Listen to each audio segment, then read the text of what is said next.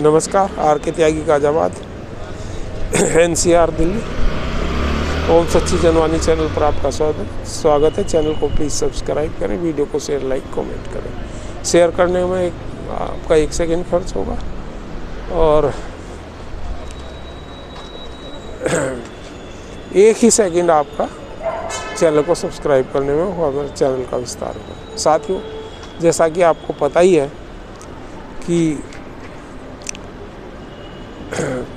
अभी निर्णय आया 10 तारीख में सुप्रीम कोर्ट का कि जो 12 केस हैं जो ट्रांसफ़र पेटिशन 1394 के अंतर्गत थे, जिसमें स्पेशल अलाउंस और पेंशन का अपडेशन था, के कालिया एंड अदर्स वाला केस जो था, IBA ने उसके अगेंस्ट किया था, IBA वर्सेस के कालिया एंड अदर्स, जिसमें मैं भी हूँ। 2 केस इसके थे, 867 और 4532 ग्रेजुएटी रिकैलकुलेशन का है और एक स्पेशल अलाउंस का। तो special allowance plus pension updation plus gratuity recalculation, ये 3 मुद्दे हैं उनमें।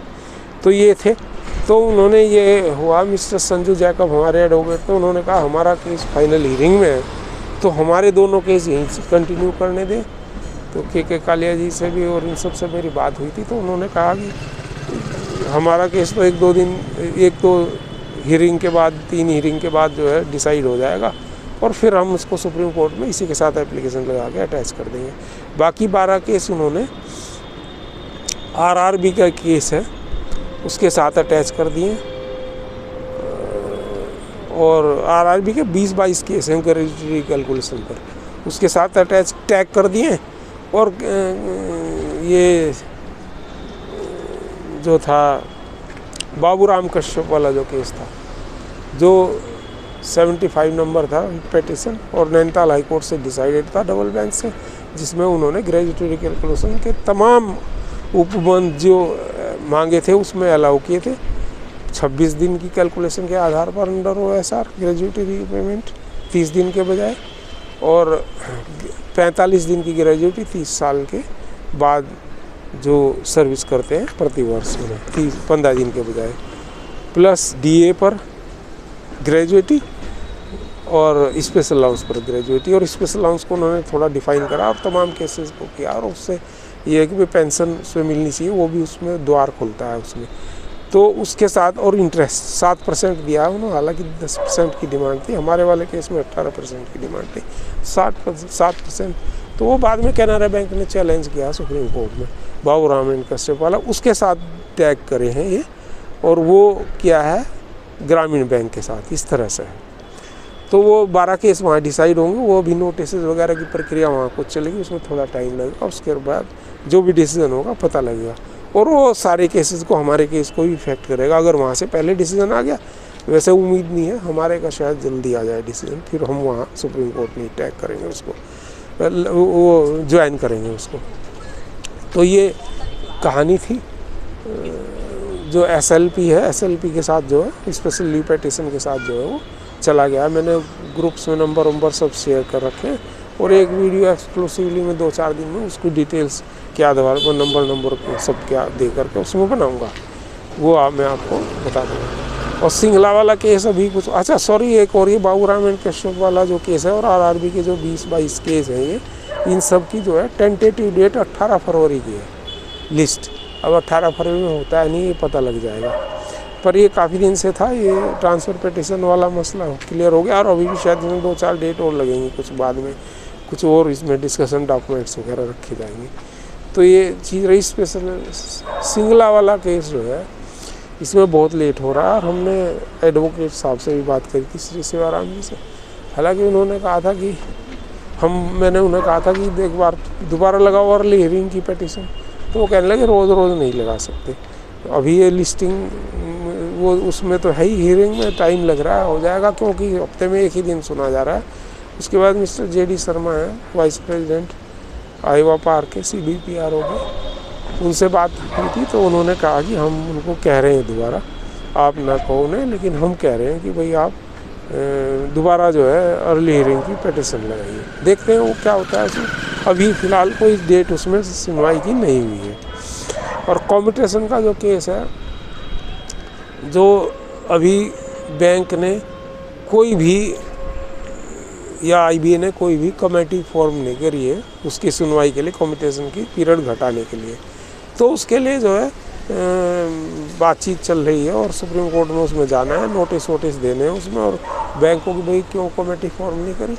6 महीने या जितना भी टाइम होगा उसके बाद सुप्रीम कोर्ट में जाने की मिस्टर CM टंडन वगैरह तैयारी कर रहे हैं, उन्होंने मुझे बताया, उनके साथियों ने उनसे बात की थी, तो वो तैयारी चल रही है। तो वो कम्यूटेशन वाला केस जो है सुप्रीम कोर्ट में जल्दी ही होगा। तेलंगाना हाई कोर्ट से डिसीजन आया इसी पर, कम्यूटेशन वाले पे, वो थोड़ा सा एक्सटेंड हो गई है डेट, और लखनऊ में भी कुछ एक्सटेंड हुई है डेट। कल मेरी बात हुई थी एडवोकेट से। तो ये चीज़ें हैं। बाकी एडिशनल पेंशन पे हम जो लगा रहे थे, अभी इसकी फॉर्मेलिटीज़ कुछ रह गई हैं, वो तैयार नहीं हुए। लोग बाग जो है टर्न अप नहीं हो रहे प्रॉपर। हमने लेटर 2-4 लोगों ने लिखा भेजा, CO बैंक्स और DFS को, बाकी ने नहीं भेजा है। तो वो भेज दें तो तभी उसमें कार्य होगी। और हमने सोसाइटी फॉर्म करने को कहा था, स्टेट मल्टी स्टेट सोसाइटी, उसके लिए भी लोगों ने मेल्स जो थे, और उसमें से हमारे ग्रुप में 600-700 के करीब लोग हो गए थे। उसमें 150 आदमी जो है छोड़ के चले गए थे। विवाद कर रहे थे वो इस बात पे कि एडिशनल पेंशन लगाने नहीं पड़ा, तो वो छोड़ गए थे। हमने तो कुछ लोगों को हटा दिया था जो ज़्यादा विवाद कर रहे थे। कुछ लोग प्रतिक्रिया स्वरूप उनके साथ वाले ही हो रहे होंगे, वो साउथ के लोग बाग थे, मिस्टर एकनाथ वगैरह के साथी थे, वो छोड़ के चले गए थे ग्रुप। तो उसमें भी डिले आ गया। और फिर दूसरे हमारे जो ग्रुप में कुछ बाहर के विदेशी, तंजानिया और मलेशिया पता नहीं कहाँ के लोगों ने, वो पता नहीं, मेरे व्हाट्सएप में भी बड़ा किसी ने वायरस छोड़ दिया और सारा मेरा क्रैश हो गया, डाटा वाटा सब बड़ा उसमें फेस हुआ। मैं पूरे फिर नए सिरे से वो बनाना पड़ा। पुराना डाटा कोई मेरे पास रहा नहीं, वो सब नए सिरे से वो करना पड़ा। तो वो सारे जो हैं दिक्कत के विषय हुए। और उसके बाद जो है उसमें कुछ लोग एंटर करा दिए लोगों ने, किसने कराया हमें नहीं पता, और वो विदेशी लोग हैं। तो वो दाम उसमें जो है उन्होंने ये उसके वो डाल दिए, क्या होता है क्रिप्टो करेंसी और ये इस तरह की जो नई करेंसी चल रही, इसमें इन्वेस्ट करो, ये करो। हमने उसको 200-250 मैसेज डाले, उनको मैंने डिलीट करा। 2-2 घंटे मेरे लगे उसमें। और तमाम वो डेली रिक्वेस्ट करते हैं हमें ज्वाइन करने के लिए। 1-2 बार वो हमने ज्वाइन करा दिए थे गलती से, अब हम नहीं करा रहे। अब हम समझ गए ये कौन लोग हैं, और हमने वो ग्रुप ही बंद कर दिया। लेकिन उसमें अभी भी 450 लोग हैं, और मैं उनसे बार बार रिक्वेस्ट कर रहा हूँ कि भाई दूसरा ग्रुप जो हमने बनाया उसमें 250 के करीब लोग हैं, उसमें ट्रांसफ़र हो जाओ 450 लोग, और इसको छोड़ दो, इसको बंद करेंगे। लेकिन वो अभी ये व्यवधान है, जब काम करते हैं व्यवधान तो आते ही हैं, तो उसकी वजह से ये सब काम अभी हो नहीं पा रहा। और दूसरे जो वो 65 साल वाली जो चीज़ थी वो इम्प्लीमेंट भी नहीं हुआ सेंट्रल गवर्नमेंट में भी अभी, तो वो भी इम्प्लीमेंट की हम सोच रहे हैं कि हो जाए, तो इसको भी हम लगाने की सोचेंगे। ये तो ये। और इसके अलावा जो है अपना आईवा पार्क के जो जनरल सेक्रेटरी हैं, लोग मिले थे इनसे, IBA से मिले थे, IBA वालों से।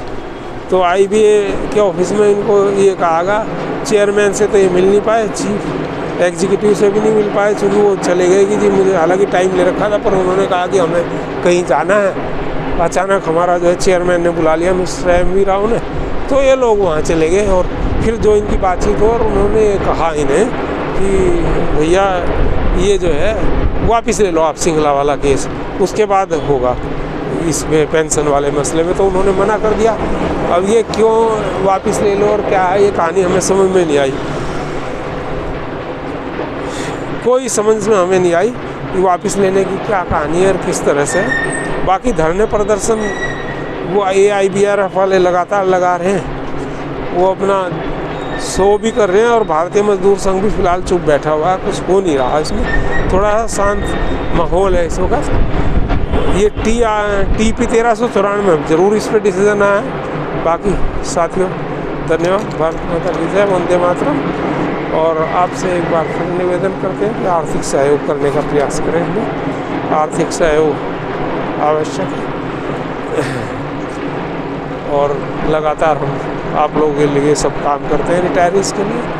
धन्यवाद साथियों। 8588988205 8588988205 मेरा मोबाइल नंबर 8588988205 बार के। थैंक्स।